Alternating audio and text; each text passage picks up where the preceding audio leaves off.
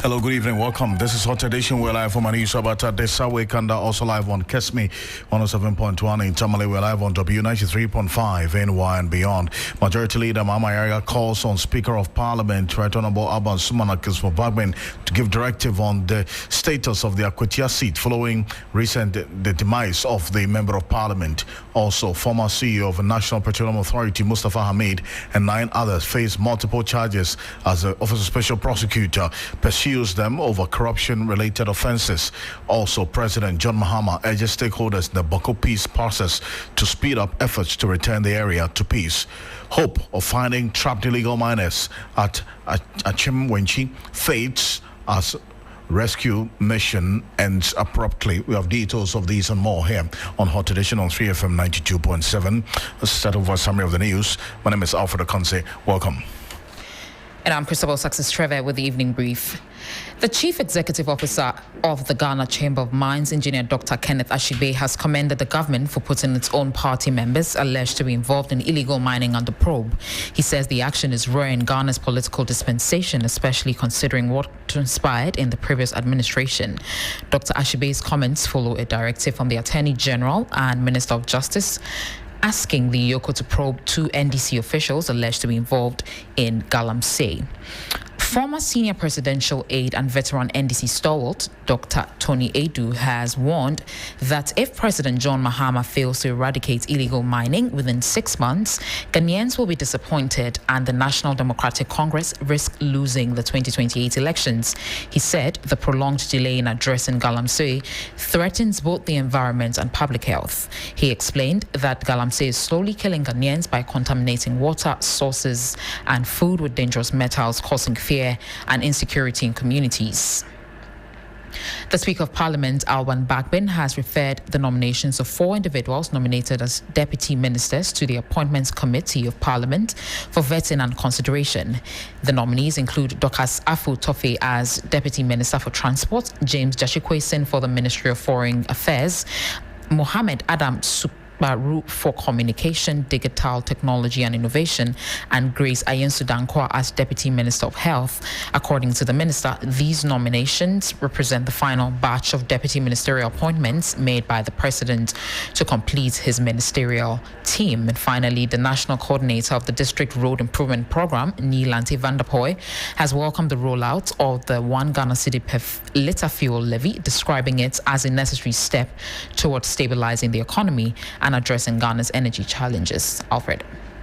Let's get into the details of the stories now. As the Speaker of Parliament, Right Honorable Abban Sumana Kismo has jumped to the defense of the Clerk of Parliament for not informing the Electoral Commission about the passing of the Member of Parliament for the Akwetia constituency, NSC Alkumi. This follows concerns raised by the Majority Leader about the delay in communicating the death of the Member of Parliament to the Electoral Commission in line with the Constitution in order to pave way for the declaration of that seat as vacant and also preparation for the by-election as stated in the dictates of the 1992 Constitution. Now, my colleague Christian Yale has been given details of exactly what transpired in Parliament earlier today and how things are going on. We'll cross over to Parliament shortly to give some more updates on how things are playing out on the floor of Parliament, especially because of the concerns that was raised earlier by the Speaker of Parliament on this particular development. And here on Hot Edition on 3FM 92.7, we're also on Kesmi 107.1 in Tamale. We're live on W93.5 in and beyond. Let's cross over to Parliament. I'll give you an idea of exactly what the position of the Speaker has been on this matter, with both the majority, that's the minority leaders, all contributing to the happenings on this particular issue on the floor of Parliament earlier today. And then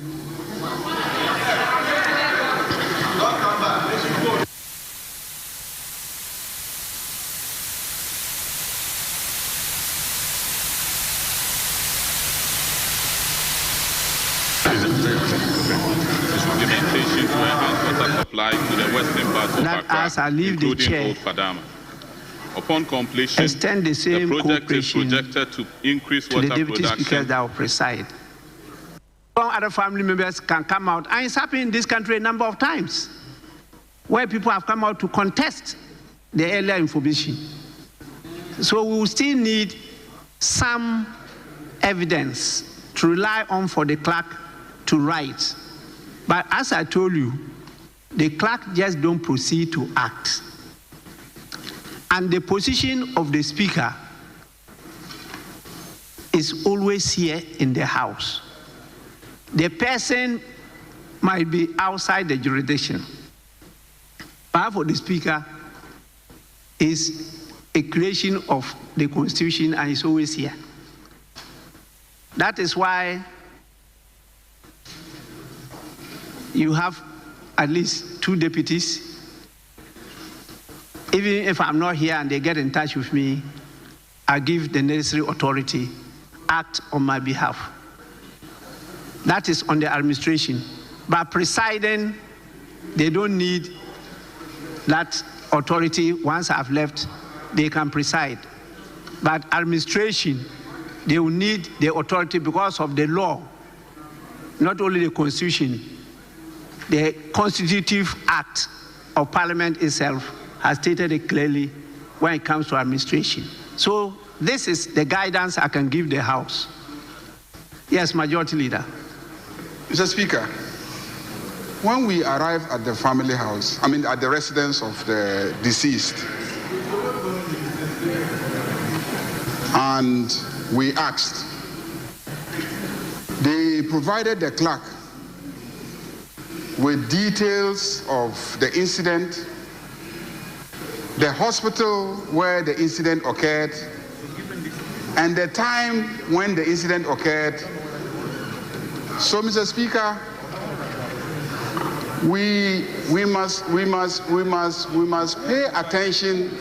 We must pay attention to the language of our Constitution and what it says. I am saddened by an attempt by my colleague, the Minority Leader, to create an impression that I am being insensitive, that there is a sudden haste to rush and have a by-election and etc. Mr. Speaker, I really have no interest beyond my fidelity to the Constitution. That's Mama Yarga, the Majority Leader earlier in Parliament. Let's cross over live to Parliament now because there's been a development as a result of this particular issue. Christian Yale is our Parliamentary Affairs correspondent. He's joining us on the telephone. Chris, what's happening in Parliament as we speak? Alfred, I can just confirm to you that the minority MPs have staged a walkout. They say they are going to excuse themselves from today's parliamentary proceedings following some remarks by the Majority Leader, which they deem as insensitive concerning the declaration of vacancy after the death of the Apatia MP. It just looks and appears as though they are about to engage the press. They are currently gathered. They have grouped themselves at the foyer in Parliament where they usually would address the press. And I see Jerry Ahmed Shaikh, the second deputy minority whip, who is about to address the media to really indicate what their position is on this particular issue. But as it stands, there is no single minority MP who is in the chamber participating in what is going on. As it stands, the Water Resources Minister is on his feet answering questions, but they've boycotted that and are currently at the foyer, and they are preparing to engage the media to more or less voice their concerns really about what they deem to be the insensitive nature in which the Majority Leader has deemed or has seen all of this about the declaration of the vacancy. They believe that indeed there is enough evidence to show that the former member of Parliament is passed on. So that's the situation right now, Alfred. I see. So is there any clear indication of what they've decided to do going forward? I mean, they're going to address the press on specifically what exactly? What led to their boycott or the walkout today? Exactly, Alfred. So we are yet to know exactly as they're about to address us, and I'm sure that they would spell out what they intend to do going forward. And if you don't mind, let me just get closer so I see if I'm able to pick something for you, Alfred. Sure. So we understand the minority is about addressing the press. They have just walked out of Parliament, and we're going to show you live videos of what's happening on the floor of Parliament right now. The minority in Parliament, the minority MPs have just walked out of Parliament, out of the chamber, and we're yet to know the exact detail as to why they have staged a walkout. The majority leader found today of all this to remind us of the very devastating news we had on the 7th of Gary July. Projects has undertaken several waste clearing exercises to reduce the risk of solid waste ending up in the drains in particular. Flowing activities have been undertaken. Taking the timber market area, we formed and trained local community sanitation committee and equipped them with PPEs and small tools. The sanitation committee has undertaken 5 community cleanup exercises. As evacuation of refuse over 1,266 cubic meters. Aboblosh area, we formed and trained local community sanitation committee and equipped them with PPEs and small tools. Sanitation committee has undertaken 8 community cleanup exercises. Evacuation of refuse 2,527 cubic meters. Adedenko area, evacuation of refuse about 5,588 cubic meters. Jamestown, community cleanups, about 6 of them. Mr. Speaker, I wish to assure the honourable member and the good people of Ododo that the ministry and Hydro remain committed to resolving the long-standing flooding problems in the constituency. The integrated interventions under Garrett, combined with Hydro's engineering expertise and enforcement mandates of AMA, will provide a sustainable and resilient solution to protect lives, assets, livelihoods in the Abobloshi Township and surrounding areas. Thank you, Mr. Speaker. We are thinking, we are mourning, and the majority leader. Yes, honourable member, and the supplementary question. Mr. Speaker, the good people of Abobloshi, led by the Assembly member, Honourable Ashikote, who happens to be a cousin, are very grateful, and I'll personally follow up to ensure that they get what is duly deserved to them. Thank you. Thank you very much. We then move to question number 198, standing in the name of Dr. Albert Tete Nyakote, Member of Parliament for Yulukrobo. To let you understand that out of deference to the Ghanaian people, you should also call on the Minister for Works, Housing and Water Resources when work will resume and be completed on the water. We just had an election in Ablekuma North, and they came in to support the beating of a woman. We thought that was going to be the end. Now you come here today, we have lost a friend, a colleague, member of Parliament. And now you have turned yourself into the Electoral Commission. Now even certifying debt, because you now work at the mortuary. If we do not stop this, then we do not think that we have friends here. I'll leave my colleague to also translate it. Thank you very much.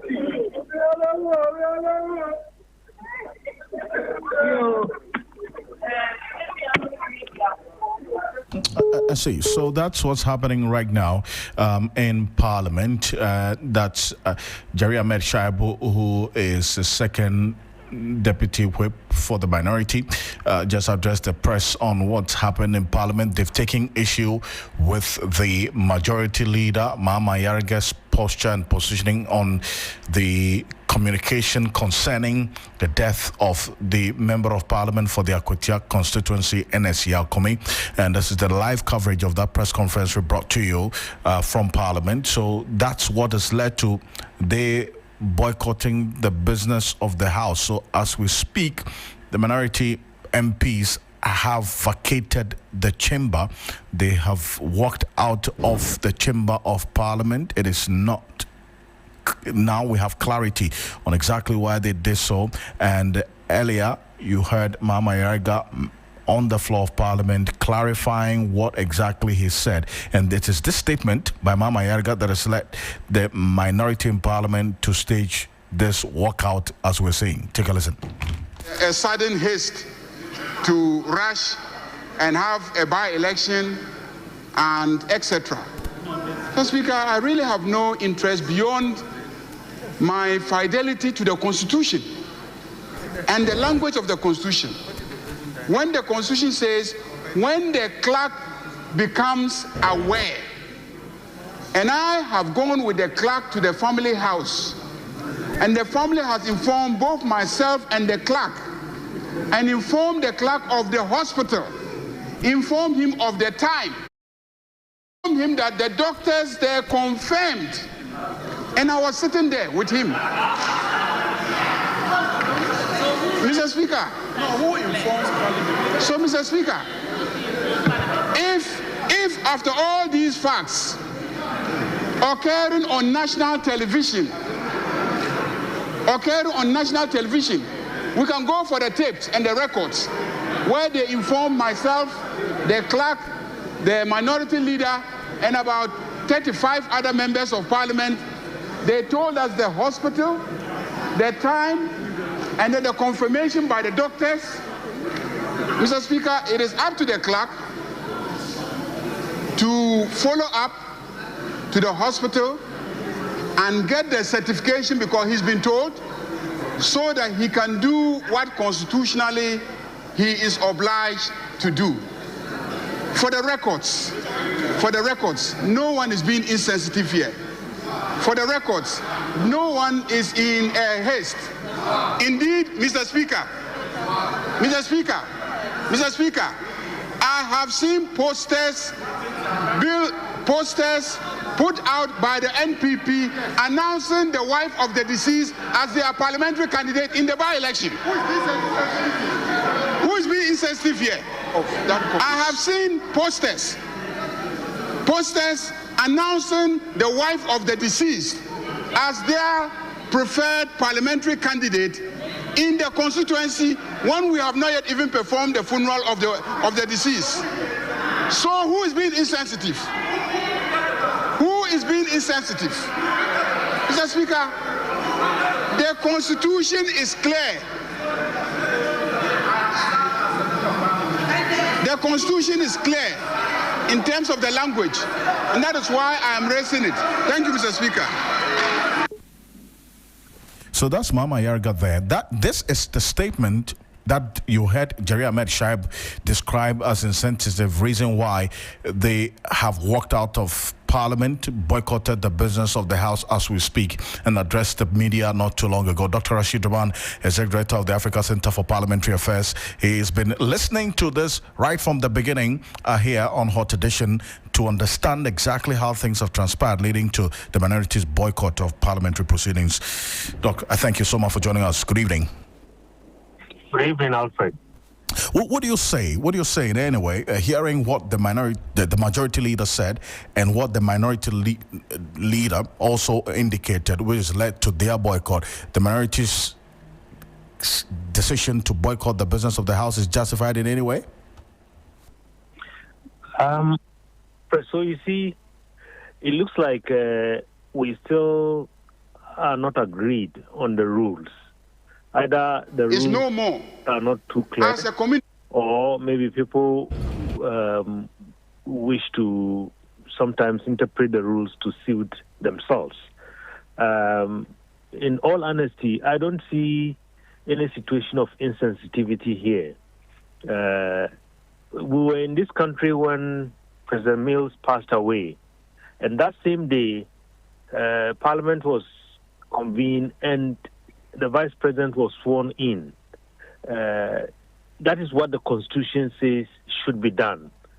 And listening to the majority leader, when the clerk becomes aware, so that is where, the interpretation becomes a little bit murky. You listen to the Speaker, and the Speaker has a very strong argument about sometimes if you don't have the official records and so on and so forth, somebody might get up and go to court, or somebody might come and say this is fake. The leader says we were in the House and so on. Is that enough officially, official communication and so on? So that is where I believe, the murkiness is. I remember you and I had this conversation a few days ago, and I said I was really surprised if up to now Parliament hasn't notified the Electoral Commission, or maybe the notification has gone and it hasn't reached the Electoral Commission because of the rerun in Ablekuma North and so on. But here we are. Are we faithful to the Constitution? If not, what is creating that gap? I mean, fortunately, we have a constitutional review process going on, and I think that these are all matters that need to be clarified. Otherwise, I don't think the majority leader is in any haste. I mean, there's a vacancy. We have all seen it. I mean, the processes have to kick in. If Parliament hasn't been notified, what do we have to do in the Constitution to make sure that in future, because currently the people are not being represented, and we were all in this country criticizing the people of Electoral Commission and the authorities for having a vacancy in SAL, and the whole 4 years SAL was not represented. And we were all here when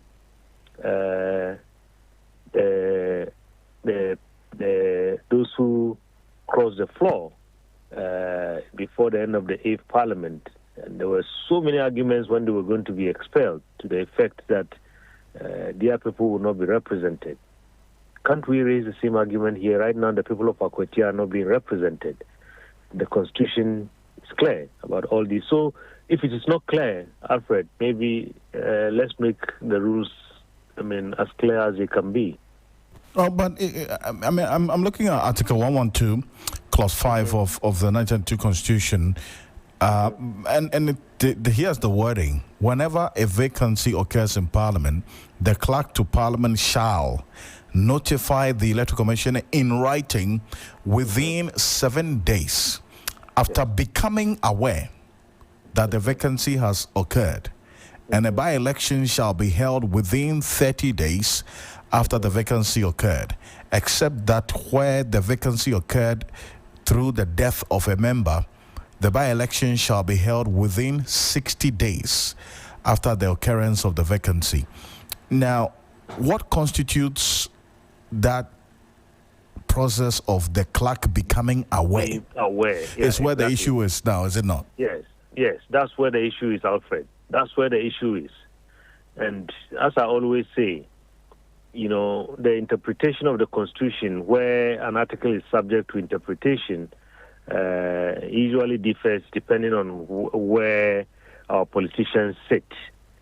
I mean, when they are on one side of the house, their interpretation of, certain provisions of the Constitution is completely different from when they are on another side. And I think that is where we need to make things as clear as they can be. I appeared before the Constitutional Review Committee, some time back. And, for instance, on the matter of, declaring seats vacant and what constitutes a situation where somebody has vacated the seat. I looked at the provisions and I said, in my view, this is very clear. But people are interpreting it in different ways. So the review committee, I told them, had a role of making sure that this becomes as clear as it can be, so that everybody reading it, you don't need to be a lawyer in order to understand the import of that provision. And I believe that is what we are facing here. What constitutes the clerk becoming aware? Is it just a family announcement and so on, and the radio and TV announcements and so on, as Honorable Mama Rega said? Or there has to be, a written notification from the family with the death certificate or whatever it is? And I think that this must all be made clear, so that in future we don't engage in this. We are just lucky we are in a situation where it is not a hung parliament. Can you imagine if this was the 8th Parliament? I think that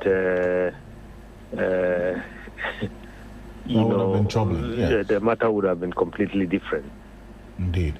And I do appreciate your thoughts on this, Dr. Ashidaman. Thank you so much for joining us. Thank you. Dr. Rashid Rahman is the director of the Africa Center for Parliamentary Affairs. So still live here on Hot Edition on 3FM 92.7. We're also on Kesmi 107.1 in Tamale and on W 93.5 in Wa and beyond. Now to some more stories. Now, 4 suspects have been arrested while 10 marijuana ghettos have been destroyed by police in the Agona-Swedru area in the Central Region. The operation led by the Agona-Swedru District Police Commander ASP Vida Yankee and the District Crime Officer ASP Erica Knapp in the Agona West Municipality was named Operation Burn All Ghettos in the Agona West Municipality of the Central Region. ASP Vida Yankee also revealed that the move behind the operation is to stop the youth from drug abuse. At the end of the operation, 4 persons were arrested, including 1 female and 3 male, who are also currently in police custody. ASP Vida Yankee, who spoke to a correspondent in the Central Region, urged stakeholders and opinion leaders in Agona-Swedru to support the police in clamping down on all marijuana dens in the municipality. So as we speak, we've got on our Facebook page, you see videos of these ghettos that were burnt down. But away from that, let's get into matters relating to the special prosecutor, as he has filed charges against Mustafa Abdul Hamid, former chief executive officer of the National Petroleum Authority, along with 9 other individuals, including 3 companies, over an alleged corruption scheme involving more than 280 million Ghana cedis. The accused have been charged with multiple counts of extortion and money laundering before the High Court. That's a criminal division in Accra. The accused persons are Mustafa Abdul Hamid, former chief executive officer of the National Petroleum Authority; Jacob Kwamena Emwa, coordinator of the Unified Petroleum Pricing Fund UPPF at the NPA, and the managing director of the 3 corporate entities as the KL Logistics and Kings Energy; Wendy Newman, who has also been described as a staff of the National Petroleum Authority; and also Albert Ankra, the director, KL Logistics Limited; Isaac Mensah, the director as well as a KL Logistics Limited. We also have Bright Bediako Mensah, who's also been described as a director of the KL Logistics and Kings Energy Limited; Kweku Abuaje Aqua, a director, Kings Energy Limited; and then you also have Propnest Limited, KL Logistics Limited, Kings Energy Limited. Now, the charges stem from investigations initiated by the special prosecutor in late 2024 into the alleged unlawful conduct, including the diversion of public funds and the collusion with oil marketing and bulk distribution companies. According to the OSP statement dated July 17, that's today, between December 2022 and December 2024, the first 3 accused persons, Mustafa Abdul Hamid, Jacob Kwamena Amwa, and Wendy Newman, allegedly orchestrated and operated a criminal extortion scheme. Through this scheme, they unlawfully collected 280,516,127 Ghana cedis and 19 pesos from petroleum transporters and oil marketing companies.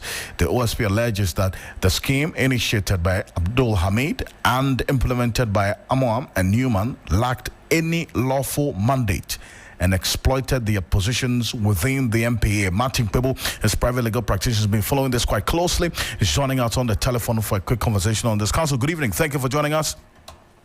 Yes, evening, Mr. Ocansey. Now, this is a matter that we've been following since the last time the OSP gave indication of what he intends to do in this NPA matter. Giving the details as we have heard today in the letter and the statement from the National Petroleum Authority, how does this strike you with how things are playing out now?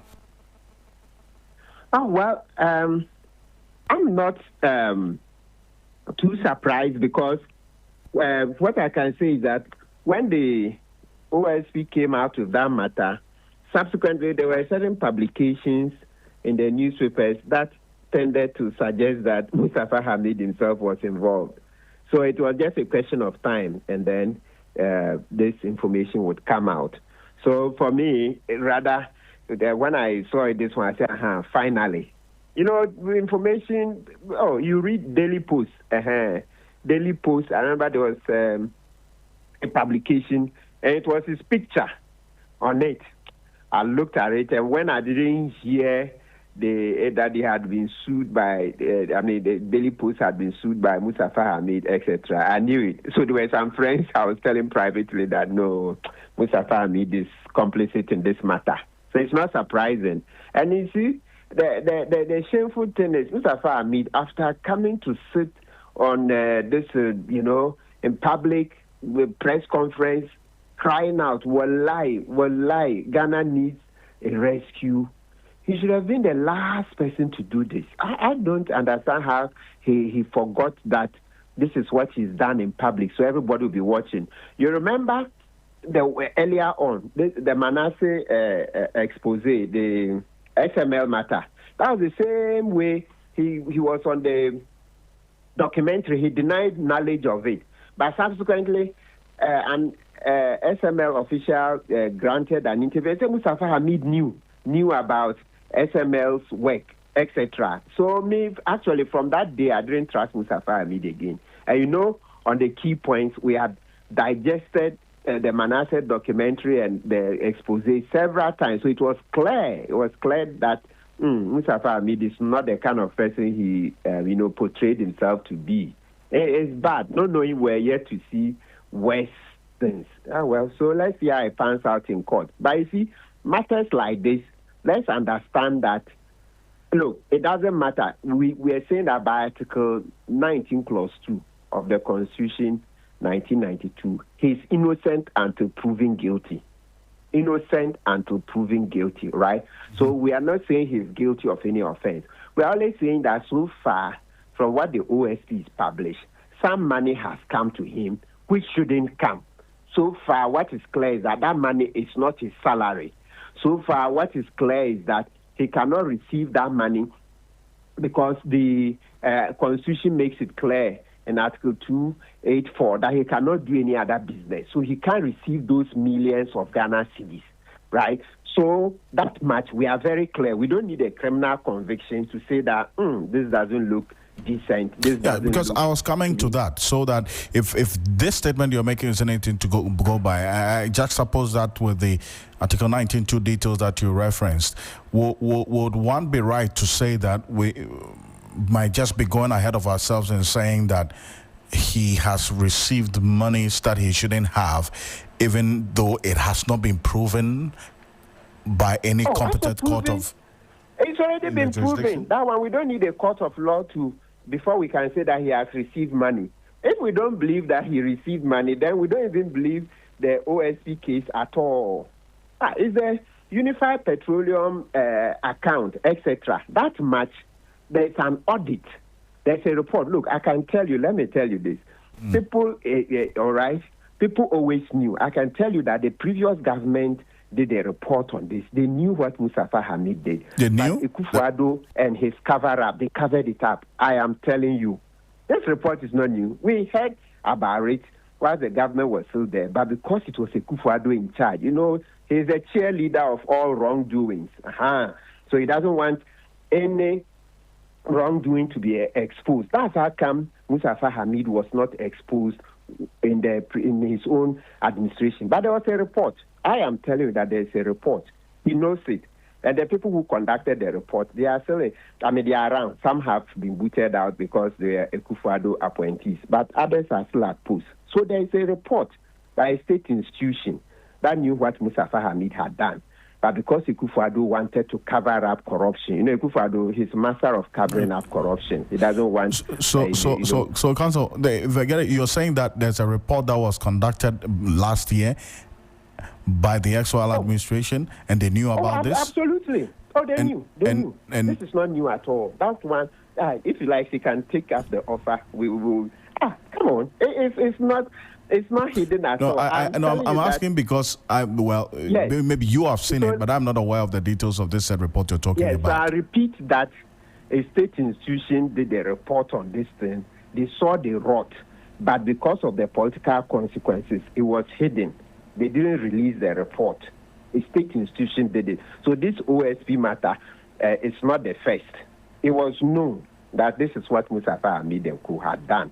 There's a state institution that did a report on this matter. I see. But they didn't release it because obviously, Akufo-Addo, master at covering up appointees. No. They will not release it. But there was a report. People knew. I'm telling you. Yeah. That one is not. Maybe with time. So do you know what will happen? When the case unfolds in court, through the evidence that will be led, eventually you see that previous report. That it was always known that this is what Mustafa Hamid was up to. It's a shame. So we haven't said he's guilty of any crime. What we are saying is that he's received money that the Constitution doesn't allow him to receive, because Article 284 says that he should not put himself in any position, which conflicts or is likely to conflict with the performance of his of the functions of his office. So, as MPA boss, those monies he was receiving, those demands he was making, they were contrary to the performance of his functions. That one we can see. We don't need a court of law. That he has received monies. That one he cannot deny. And we are saying that money is not his salary. That money, it is not Mustafa Hamid's clothing allowance. That money Mustafa Hamid received is not his petrol allowance, fuel allowance. It is not his entertainment allowance. All the things he received as this MPA boss, that particular money for which now he's in court, that is not the kind of money he received. That's why he's in court. So this money is of a different nature, colossal sums of money. So that one we can talk freely, even without a court decision on it. Because the simple thing is, we can say, Mustafa Hamid, this money you received, is it your salary? So your pay, is that the salary? These millions of Ghana, is that the pay that is given to the MPA boss? As you say no. Next question is, are you allowed to do any private business on there when the Constitution says you cannot? Say no. So that one, please, we cannot use the innocence provided in Article 19, Clause 2 to gag citizens. Citizens are allowed to speak freely about the colossal sums of money Mustafa Hamid received, which are not his salary, which he should not receive. Right. Council, how do you see the coming days looking like on this matter? Maybe briefly before we go. Oh, naturally, the first thing is the way we would continue dissecting and, analyzing this case. But as for a decision of the court, it's years away. Unless, of course, if we are lucky that, he decides to speak the truth and plead guilty. That one, why not? But a lot of the time, politicians don't plead guilty. They like to drag the cases long and hope that the political cycle will save them. So that's usually an unspoken code, that delay the case as much as you can, so that hopefully by the time, so that hopefully your party will come back to power while the case is still in court. Then the case can be cancelled. Yes, that's one. They try to do it as much as possible. Council, appreciate you on this. Thank you. Thank you so much for joining us, and we'll see how the coming days will be on this matter. Thank you so much. You're welcome. Martin Bibo is private legal practitioner joining us with his thoughts on this latest development from the Special Prosecutor's Office. There's one that will stay the steam on in the coming days to see how things play out. Thank you. The Minister for Education, Haruna Idrisu, will next week hold a consultative meeting with civil society organizations on the scholarship bill ahead of its passage. The meeting, slated for Tuesday, July 22, aims to deliberate and gather ideas to enrich the Ghana Scholarship Bill 2025 before it is finalized and passed by Parliament. This follows an urgent call by the Citizens Coalition for Parliament to suspend further deliberations on the bill and allow for broader public consultations. The group criticized the undue haste with which the bill was being pushed through without adequate inputs from the Ghanaian public.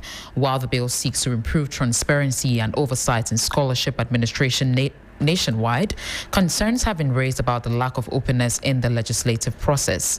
In a statement, the coalition warned that the current version of the bill risks entrenching the very problem it aims to solve, including political interference, nepotism, and opacity. Alfred.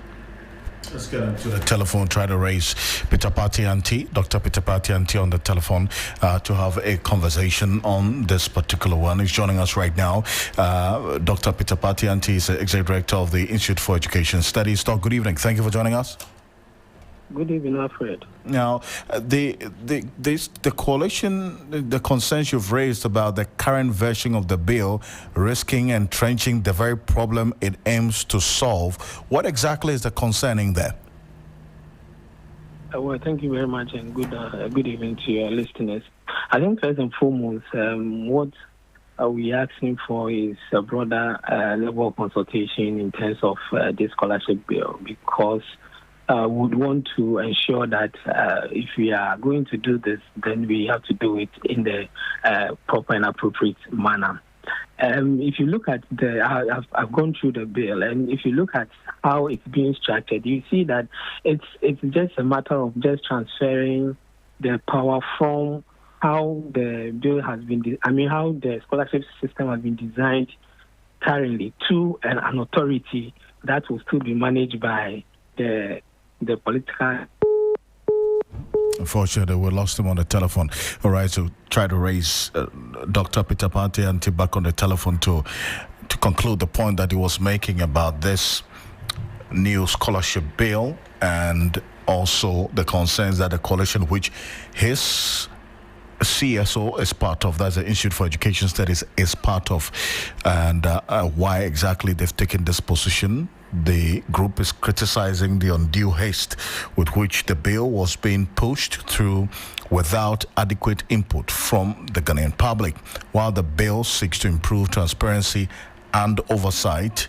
And also in scholarship administration nationwide, concerns have been raised about the lack of openness in the legislative process. Dr. Anti, you were making a point before I lost you. Yeah, so the point I was making is that if we want to now legislate how scholarship systems would be managed in the country, it should be more transparent and deal with the basic problem that the current system is engulfed in. And what is that? There's a lot of opaqueness in the award of scholarship. There's political patronage, and there's lack of transparency. So if we are now going to have a legal backing to our scholarship system, we were thinking that it will be made more open and take it away from the political class to the people that matter. And that is the kind of engagement that we would want to have with the Ministry of Education, by extension the minister, so that this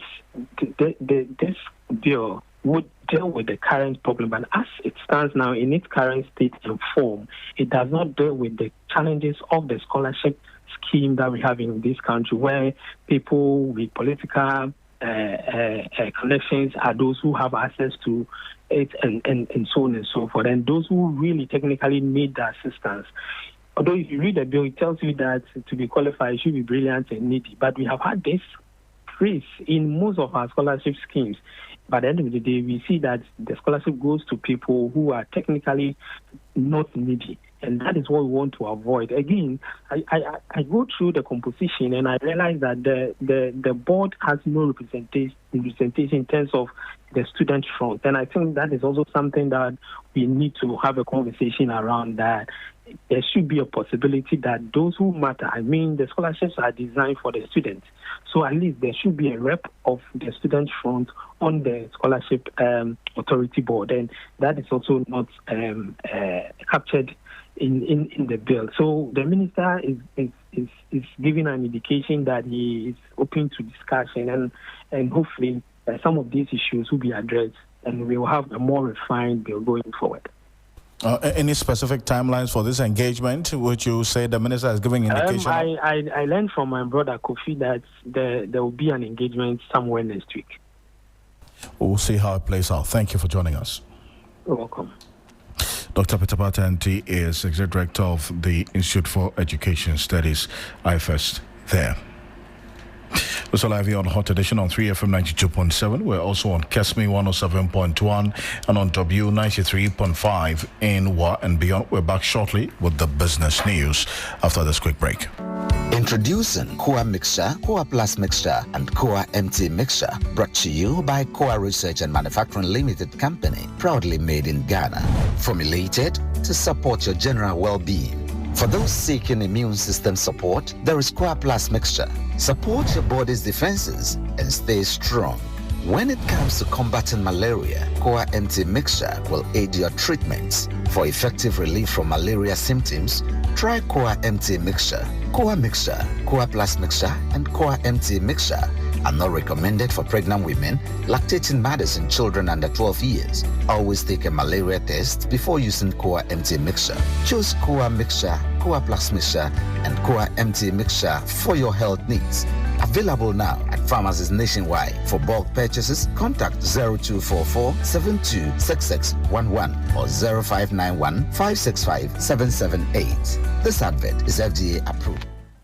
Looking for the ultimate fun experience for your party, school event, health walks, or corporate hangout? Look no further than Games on Wheels Ghana. We bring the game to you literally. With our fully equipped mobile game truck, you and your guests can enjoy the latest games on PlayStation, pool table, soccer table, giant Jenga, and table tennis. All in a cool climate-controlled setup. Whether it's Ludo or Ware, Draft, the excitement never stops. Founded in 2020, Games on Wheels Ghana is the first of its kind in the country, delivering premium on-the-go entertainment right to your doorstep. Perfect for birthdays, weddings, team building events, and more. So why stress about planning fun when Games on Wheels Ghana can roll it right to you? Follow us on Instagram and Facebook at Games on Wheels GH. Book today and level up your next event. Games on Wheels Ghana. We bring the fun to you.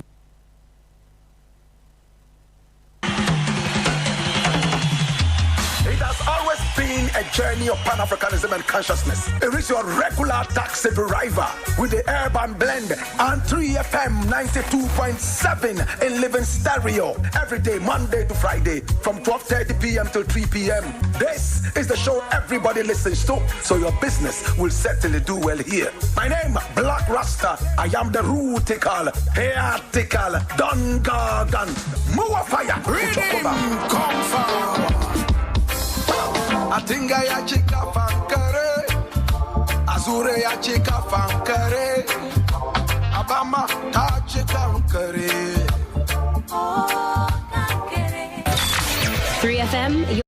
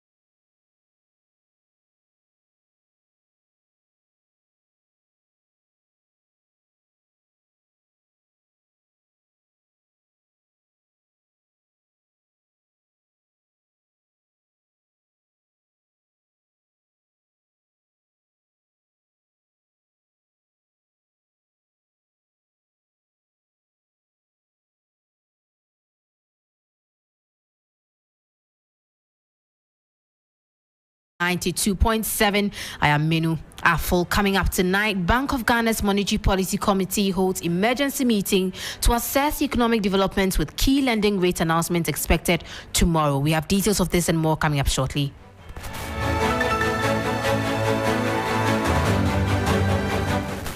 Now let's get straight to the details. The Central Bank's Monetary Policy Committee is currently holding an emergency meeting to address recent economic developments, a decision that has brought forward their scheduled rate-setting session by nearly 2 weeks.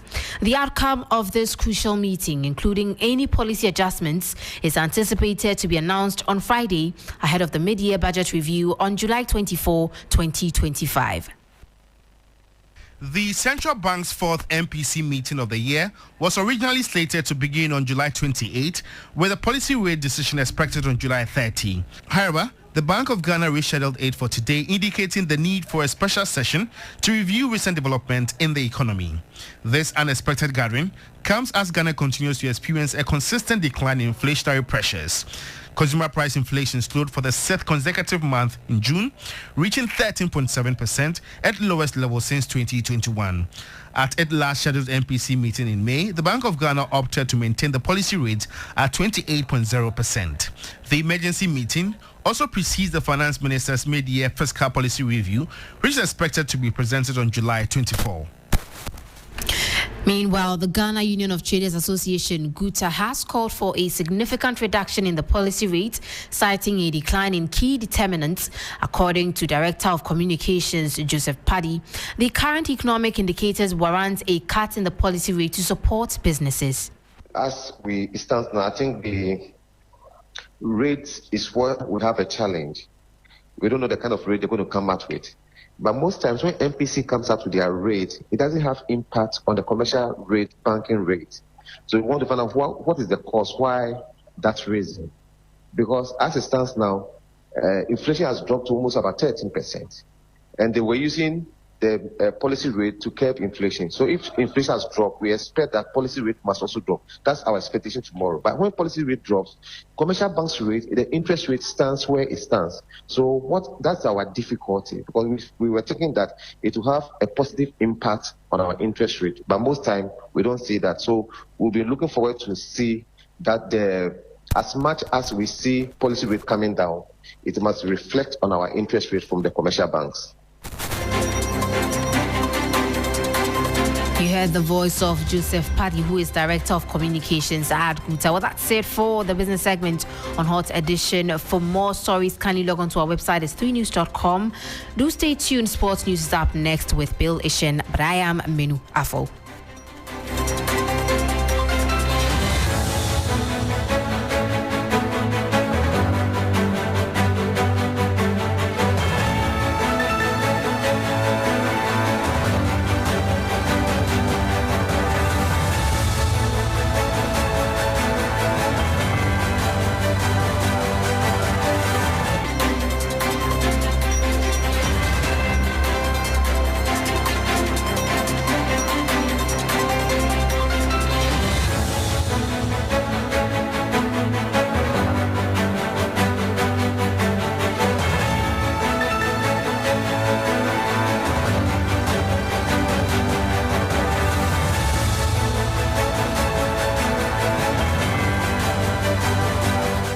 Hello there, good evening and welcome to the sports segment here on the 3FM's Hot Edition. My name is Bill Ishen.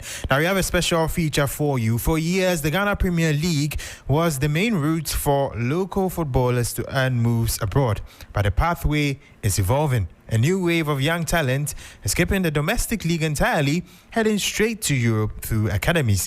Now, in this report by 3 Sports, we followed the journey of Barcelona's Hafiz Gariba and others who are forging a new future for Ghanaian football, starting from Accra and reaching all the way to Spain. For years, the Ghana Premier League served as the launchpad for homegrown talents chasing dreams abroad. It was the traditional route. Prove yourself locally, then earn a move to Europe. Legends like Steven Appiah and Asamoah Gyan did just that. Both played in the GPL early in their careers before joining top Italian sides, later becoming icons of Ghana's historic World Cup runs in 2006 and 2010. But the landscape is shifting. In recent times, many of Ghana's rising stars are taking a different route, skipping the local league entirely. Tottenham's Mohamed Kudus, Atalanta's Kamaldeen Sulemana, and Lyon's Enes Nyama all honed their skills at the Right to Dream Academy. Bypassing the GPL, on their way to Europe's elite. Now, a new academy is following in those footsteps. Villarreal Africa Academy, established in 2023, is building a bridge between Ghana and Spain. Based in Accra, the academy scouts young talent and sends the bets to the Marseille High Performance Academy in Barcelona, a launchpad for future professionals. Right to Dream is one of the yardstick for any club in Ghana or in any academy or any project in Ghana. We are trying to emulate the good things that they are doing. Not all our players go through the Marseille thing. We know not every player will be a professional player. So we normally also try to look for other avenues. Meet Hafiz Gariba, an 18-year-old centre-back who joined FC Barcelona in early 2025 after standing out at Marseille.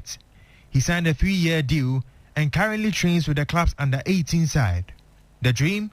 To rise through La Masia and one day walk onto the pitch at Camp Nou.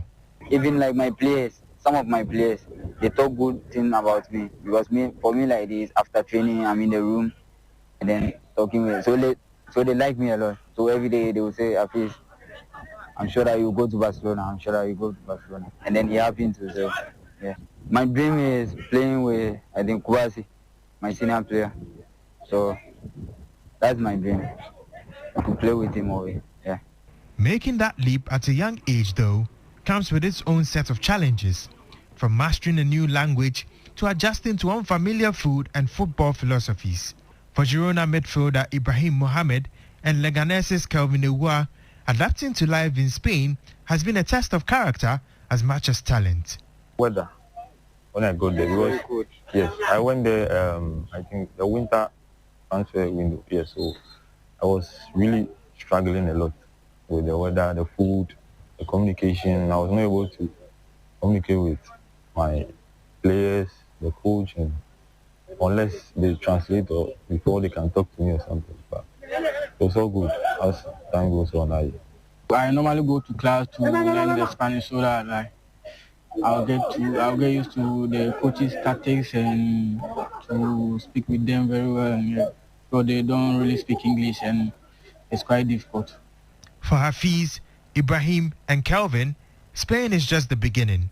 They may be wearing the colors of Barcelona, Girona and Leganés, but at their core, they carry the weight, the pride and the promise of Ghana.